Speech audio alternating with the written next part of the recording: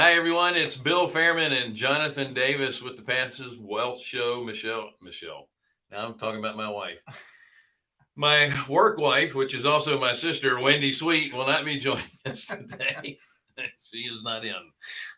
We are Carolina Capital Management. We are lenders in the Southeast for real estate investors. And if you're interested in getting a loan, then go to carolinahardmoney.com. Click on the Apply Now tab. If you're a passive investor looking for passive returns, click on the Accredited Investor tab. So before we get started, I wanted to give you a little teaser. That's what we do in this industry, right? We try to tease stuff, but we forget to start it, and that's why it falls flat. A minute into it, we're like, oh, we're going to tease you guys. If you stuck with us this long, enjoy this tease. So, real estate investors always have some interesting stories to tell. Very. How about if your first flip you sold to an adult industry professional? That'd be cool. Would you like to hear that right? story? Sure. Well, we'll get to it right after this.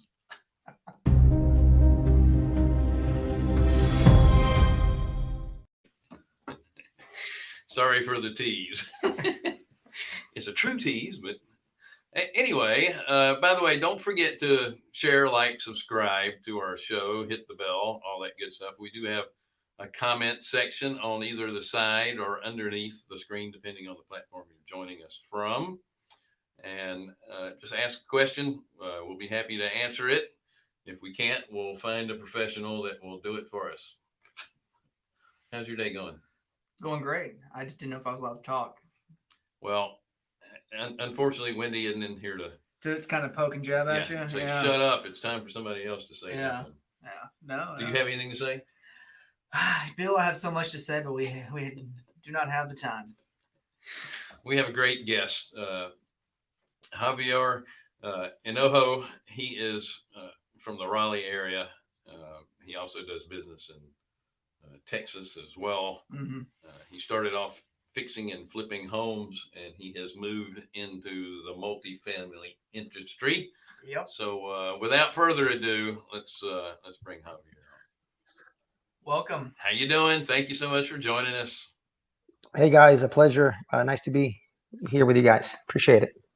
I heard this story about your selling your first flip, and oh yeah, I just have to get a little bit more detail. I haven't heard the story. All right, so this is on Facebook, right? So I gotta keep it PG. Well, it's also on YouTube. YouTube is a little bit different, right? Yeah. so I started my real estate career just a little bit over 6 years ago, and our very first flip that we ended up buying and fixing it up, selling it. I ended up selling it to an adult film actress, right? So it was very interesting. So when we were at the closing or doing a walkthrough, et cetera, she was like, man, this is a very pretty lady. And then I would look at her husband. I'm like, man, that's not a good looking guy. So it's kind of like when you see me. It's kind of like when you see my wife and myself, but she's not in that industry. Okay, just make that point. But you'll be like, how does he have a girl like that? That's what I was thinking. That's what people think when they see me and my wife. But my wife and I. But look, it was my first flip, and the contract said refrigerator conveys. I'm like, what does that mean? Convoy means I take it with me, right? That's my thoughts. Like, all right, I'm taking the fridge. So I took the fridge, and sure enough, when we closed, got a call back from the agent. Hey, where's the fridge? I'm like, oh, okay, I got to take it back. So I took it back, and at that time, one of my sons how old was he? He was 19. He's our boy from Russia. We adopted him a few years back, and so his English is pretty good, but it's a little rough. So him and I went to take the refrigerator back, and connected it, and she's talking to the young ladies there talking to somebody to replace her carpet because she didn't like the color. The carpet guy leaves. I'm connecting the fridge, and I'm talking to her, and she gets a cigarette out and starts smoking in the kitchen. I'm like, oh, okay. And she says, $5,000 to replace this carpet downstairs. That's a lot of money, don't you think? So yeah, it's a little pricey. And then next thing she said was, "That's a lot of bleep. I gotta suck." That's what she said. Like, I'm like, what? And I'm sitting there, and I see my behind her is my 19-year-old Russian boy. And he looks like does a double take. Like, did I just hear that? Because my English is not any good. Like his English is like not that great. Anyways, so that's how I found out that. So you guys being hard money lenders, guess what my next question was? I said, so what do you guys do for your retirement? What kind of returns do you get on your money? I was trying to raise money. Sure. I was trying to see maybe she had money to lend, right? I mean, that was like my next question. I always have this answer for anything anybody ever asks me, right? Or anything ever says, hey, this happened, this happened. Oh, I'm so sorry to hear that. I deal with that situation quite often. Or, hey, that's awesome. We deal with that situation quite often. This is the only time I've never been able to answer that. I come back. That was not my comeback. I couldn't do it. Anyway, so yeah, that's how I find out what she did. We talked for a little while, and it was very interesting. Very interesting. So I bet. Well, that kind of puts to rest that you can only be in the adult film industry if you're out in L.A., right? Yeah. And where was what state? It was in Raleigh. Yeah, Raleigh, she was Southern girl, and yeah, she fly back and forth to California and back. So well, yeah, that's pretty interesting. yeah, it was definitely interesting for sure. I'm like, wow, that was pretty funny. So I understand that you got started in a rich man, poor dad, Rich Dad, Poor rich Dad. dad, poor dad yep. event, and you were very skeptical. And when you first got started in this, and I see that happens a lot, but you took action. You want to talk about that? Yeah, for sure. I'm like, we my good friend and myself, we bought the program, we split it, and I think we paid like 35K. We split that half 50-50. And we bought our first house, I guess 6-7 years ago. It was on the MLS. You could still buy some decent deals, but back then you could buy some really good ones. And we weren't even halfway through our first like course, right? It's called Momentum, or like the basics. But we just took some action. We got it under contract. We're like, nah, what do we do now, right? Like, we got to find money. It was hard, right? Because we didn't have any connections. Looking for the hard money lenders, like all over the internet, and like people were like, send me 10 grand, and then we'll give you we'll give you money. And like, trying to like, do I send money before? Like it was so. It was definitely a learning experience quickly, right? Because we're like, shoot, we got to close on this. Like, we got it under contract. Now we got to figure it out.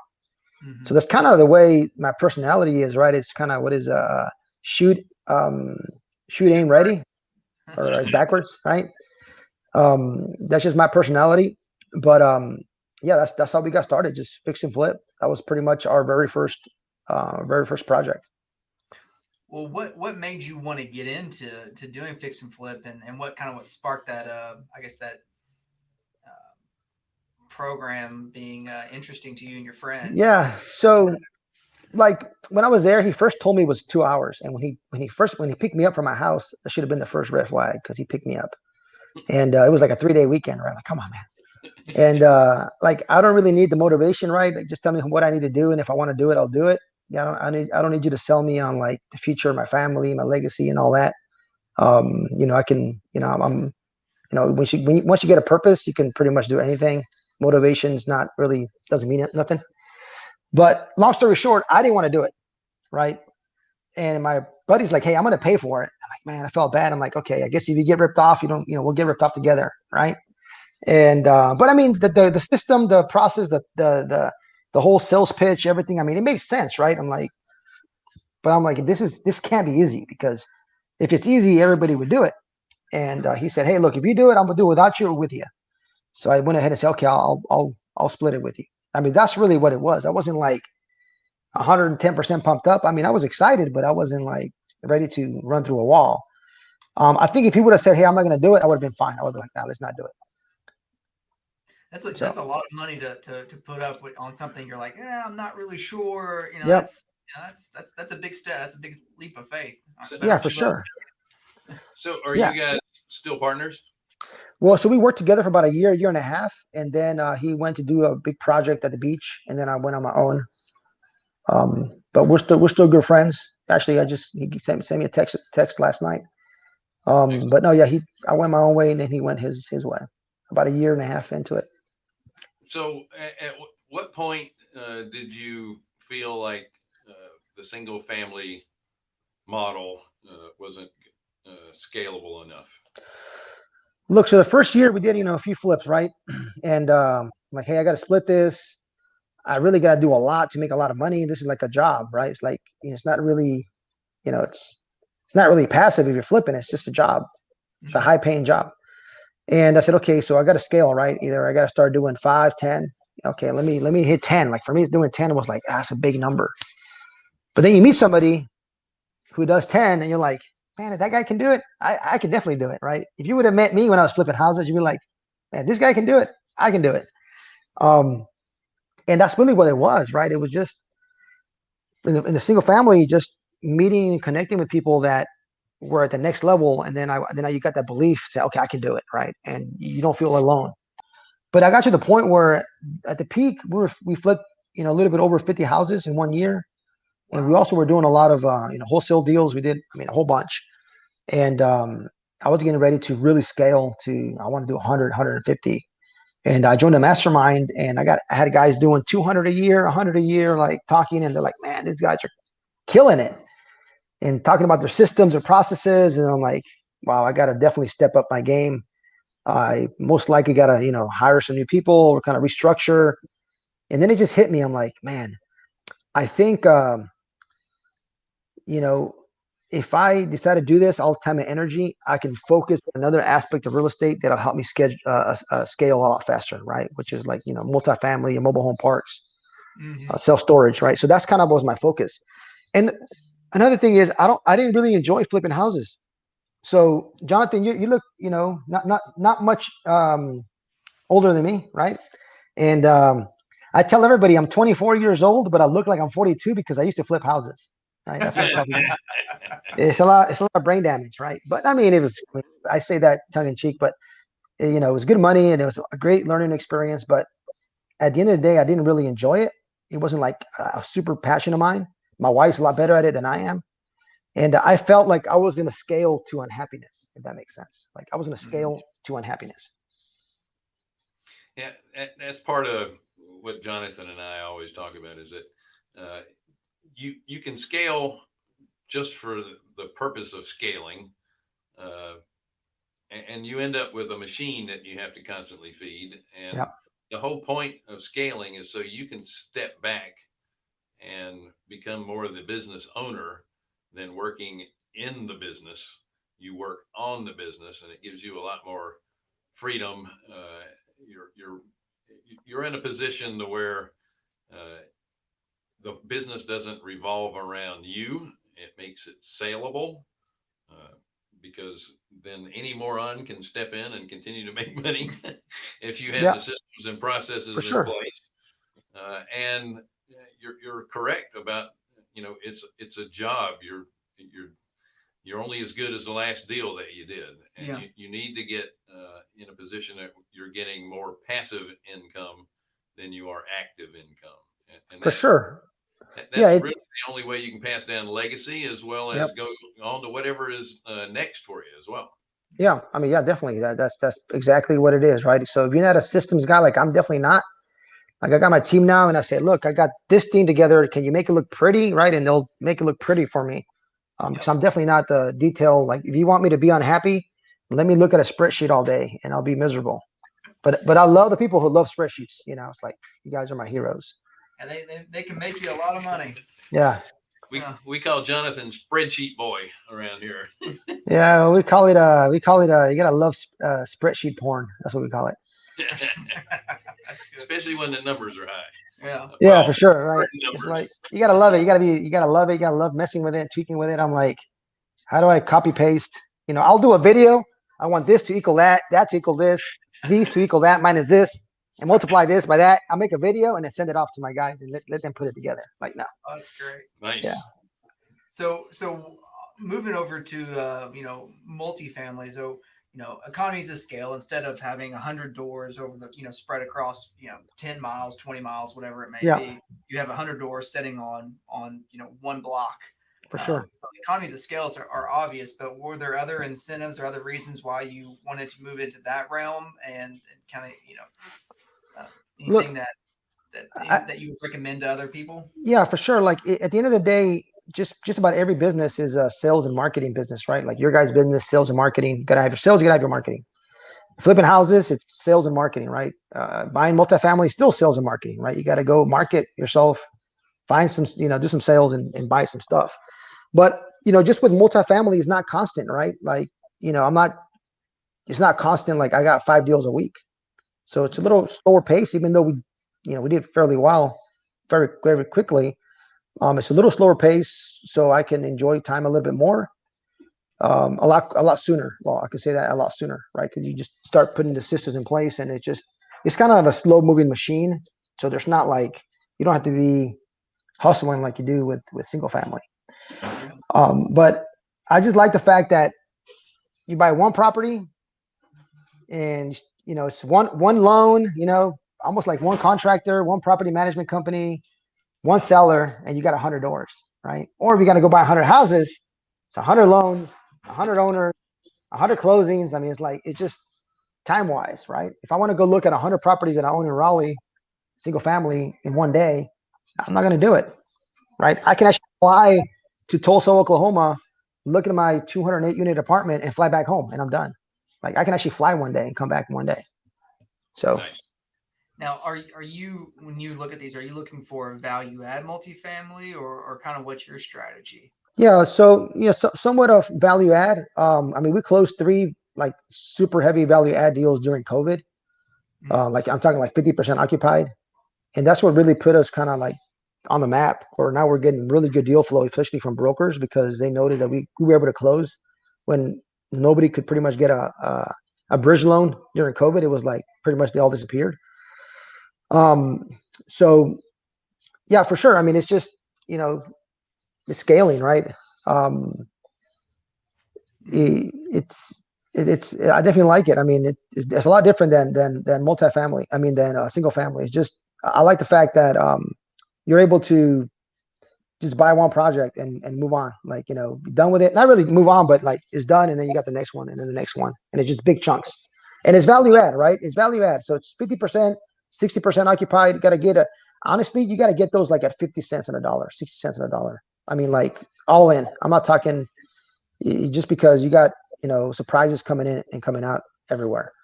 But we'll still buy a pretty property. We're buying the first kind of pretty one in about 3 weeks. That'll be in Houston, which is not really that much value add, but we got a discount on it. Just because of the timing of it. Yeah, timing's good, and it makes sense for our investors. It makes sense for the returns that they're looking for, the city they want. So I got some people they don't. Hey, we're okay in Havelock, North Carolina, small MSA. Or we got people saying, hey, I only want stuff in like $500,000 or above MSA, right? In the Southeast, right? So you got different types of personalities, different types of investors. So once you get a good list, then you're able to take something down.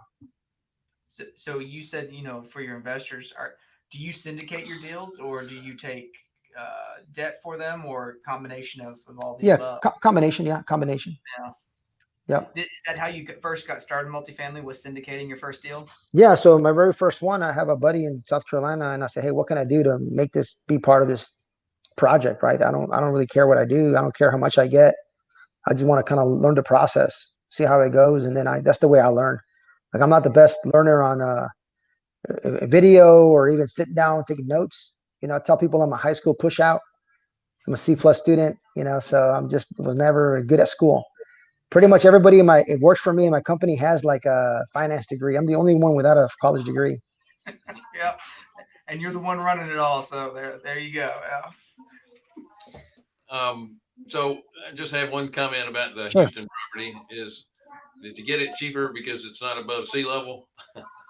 Look, for sure. I mean, Houston, you got to be careful because everything's a flood zone over there, So you definitely gotta account for that, right? Like if you're gonna pay $450 on average for insurance a year per unit, I mean, you got to calculate like 800, 1,000, right? I mean, for some of these areas when you do your underwriting, and at the end of the day, you got a cheap enough price.